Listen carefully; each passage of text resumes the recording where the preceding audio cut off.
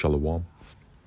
All praises, blessings, glories, and honors to Yahweh Bahashem, Yahweh Shai, Bahashem, Racha, Kodash, and double honors to my elder apostles and bishop elders of Great Millstone who told me this truth, as well of men of like mind.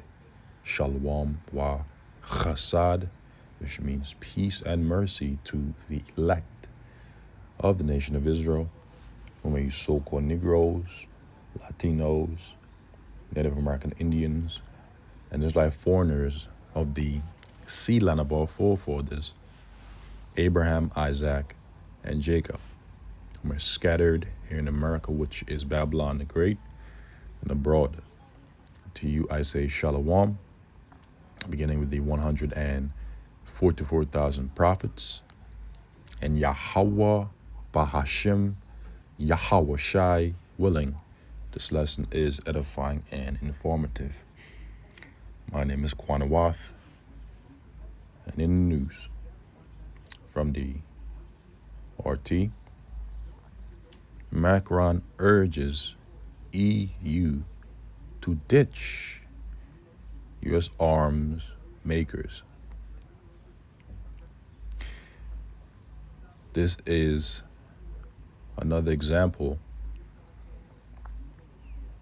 of the deteriorating relationship between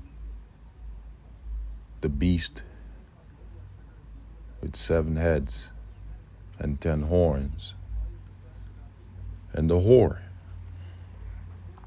between America, Babylon the Great, and her allies, which, according to biblical prophecy, written of in the book of Revelation, the 17th chapter, will betray America, Babylon the Great. And over the past several years, we've been seeing various comments, remarks, and actions that were said, taken by the US's allies that reflect their growing disapproval and hatred towards the whore. And this is just another example. And not just this article, but it has been reported earlier, which I'd shared with the brothers, that France is now requesting back the Statue of Liberty, which it had gifted the United States. Because according to the French, the U.S. no longer symbolizes, roughly paraphrasing what was said, democracy in the way that it once did. If I come across the article in this lesson, Lord's willing, I'll read the headlines. But this article reads, the French president has said the bloc should prioritize its own military-industrial complex. The EU must cut its reliance on U.S.-made weapons and prioritize European alternatives, French President Emmanuel Macron has said. In an interview with French media published on Saturday, Macron argued that the bloc's rearmament efforts would be more effective if member states stopped buying America and instead turned to the EU's military-industrial complex. His comments followed European Commission President Ursula von der Leyen's recent proposal to mobilize up to 800 billion euros which is equivalent to 875 billion US dollars, in debt and tax breaks for the bloc's military industrial complex. So they're clearly ready to focus on their own reliance instead of relying on America, Babylon the Great, which is a big deal. Brussels insists the rearm militarization plan is aimed at countering an alleged threat from Russia, an idea Moscow has dismissed as baseless. In an interview, Macron revealed that he recently met with French defense industry leaders to encourage them to position themselves as alternatives to U.S. suppliers. I suggested to manufacturers that they could, on systems where we have the best products, approach European states that have gotten used to buying America, or rather buying American, Macron said. Those who buy Patriots, we must offer them the new generation Franco-Italian SAMP-T. Those who buy the F-35s, we must offer them the Rafale, if I pronounce that correctly, he added, referring to U.S. missile defense systems and the fighter jets and the European analogs. To make European alternatives more appealing, Macron acknowledged that defense companies need to lower costs, simplify processes, and optimize production. He also linked the issue to growing economic tensions with Washington. See? Citing U.S. President Donald Trump's recent threats to impose tariffs on EU goods. So, obviously, Donald J. Trump, the President of the United States, recently threatened the EU with tariffs. And the EU doesn't like that. Faced with unpredictable powers, we simply need to be less dependent on them. This means accelerating our sovereignty policy, notably by developing our own production and strategic culture to be more independent in matters of defense and technology, he stated. Macron said he plans to discuss his proposals with incoming German Chancellor Friedrich Merz in the coming days. A report last week by the Stockholm International Peace Research Institute, SIPRI, found that Western Europe's arms imports have more than doubled in the past 5 years compared to the previous 5-year period. 2/3 have come from the U.S., up from just over half in the previous period. SIPRI researcher Petri Rizerman noted that while Europe has taken steps to boost its defense industry, reliance on American arms remains deeply rooted. This concludes the article. And so Europe and France are urging themselves to shift away from reliance on the U.S. industrial complex and instead prioritize their own military industrial complex, which is another example, another symbol that they are gradually breaking away from the United States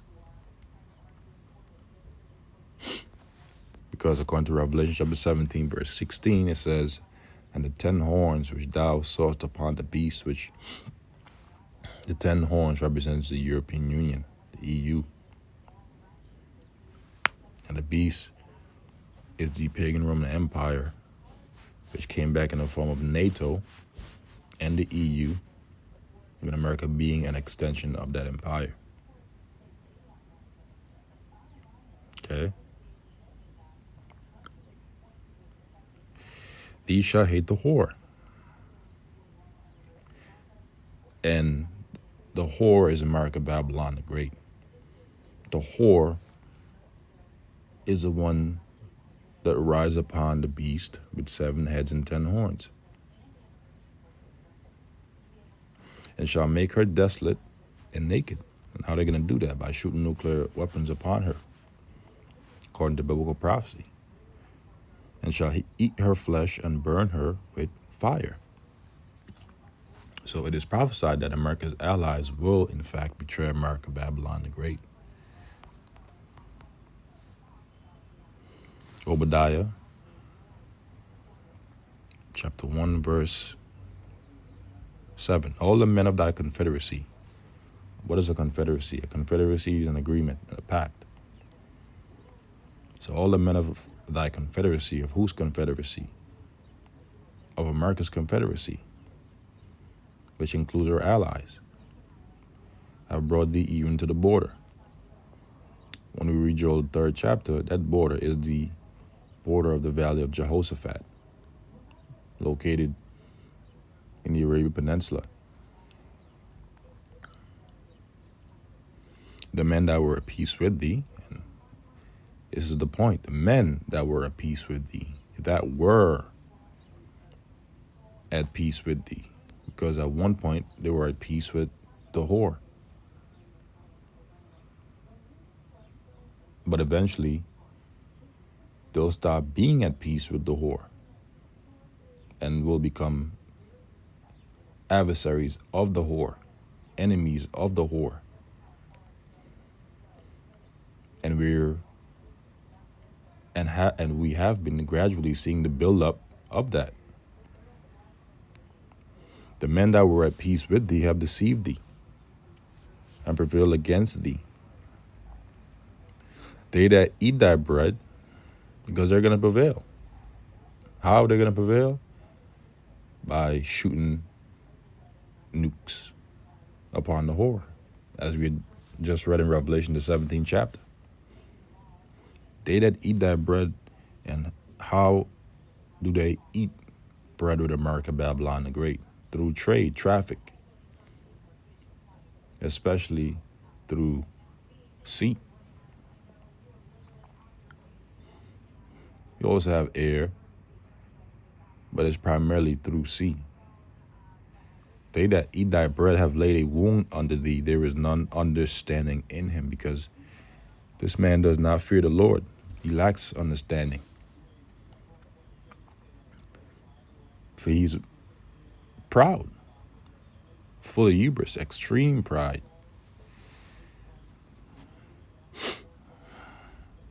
In other headlines, Houthis claim new attack on U.S. Navy carrier group, because recently the United States carried out an attack on the Houthis. The strikes come in retaliation for the deadly U.S. bombing campaign launched on Yemen. The Yemen-based Houthi, and the Houthis are Iranian-backed, movement said it has targeted a U.S. Navy carrier group with 2 long-range missiles, or rather 2 long-range strikes over the past 24 hours, calling the attacks a retaliation for the deadly bombing campaign mounted by Washington over the weekend. The group said on Sunday that it had launched some 18 ballistic missiles and drones at the aircraft carrier USS Harry Truman and its accompanying warships. The attack was followed closely by another long-range strike, the group said on Monday. The Houthis did not claim to have hit the warships while the Pentagon made no public comments on alleged attack either.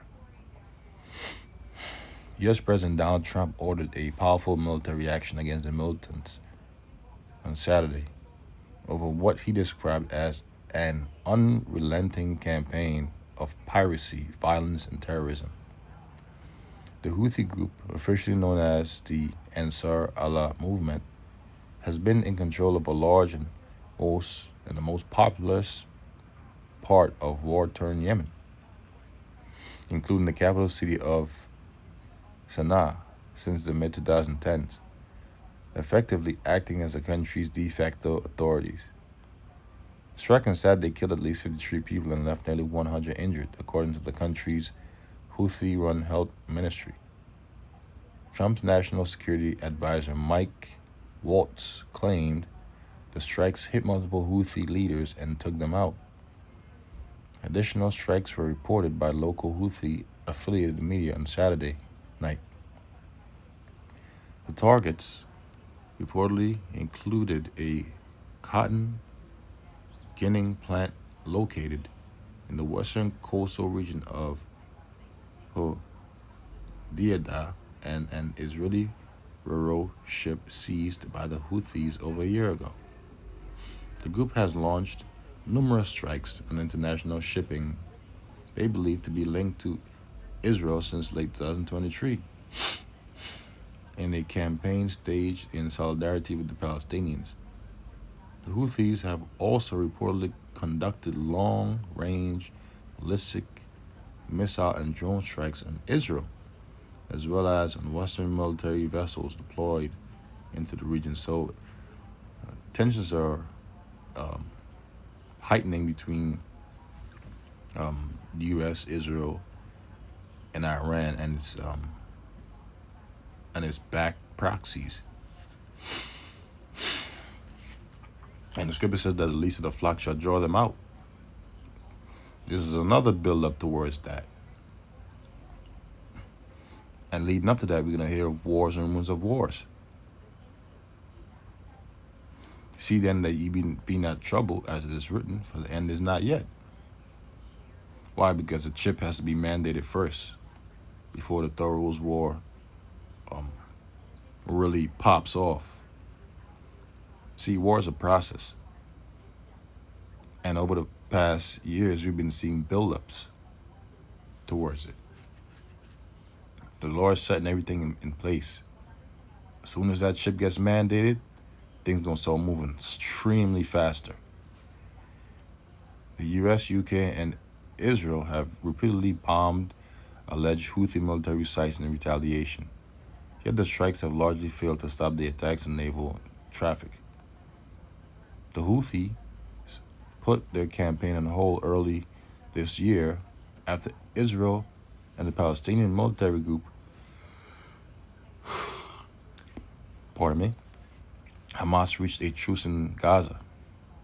The group announced the resumption of their attacks last week, after Israel failed to meet their deadline for unboxing the flow of humanitarian aid to Gaza. This can go to the article. So, more tensions. And with that, I'll conclude this lesson here. Catch you brothers and a few sisters. Oh, there it is. U.S. must return Statue of Liberty to France. Raphael Glucksmann has claimed that Americans apparently despise the gift which symbolizes freedom. French member of the European Parliament, Raphael Glucksmann, has urged the United States to return the Statue of Liberty, claiming that recent policy shifts under President Donald Trump contradict the fundamental values the monument represents. The Statue of Liberty, designed by French sculptor Frédéric Auguste Bartholdi and built by Gustave Eiffel, was given to the U.S. to commemorate the centennial of American independence. Since 1886, it has stood in New York Harbor as a symbol of freedom and a beacon for immigrants seeking a better life. And you can read the rest at your leisure. And so with that, I'll conclude this article and this lesson and say shalom to the elect. I'll catch you brothers and a few sisters in the next lesson. Lord's willing. Shalom.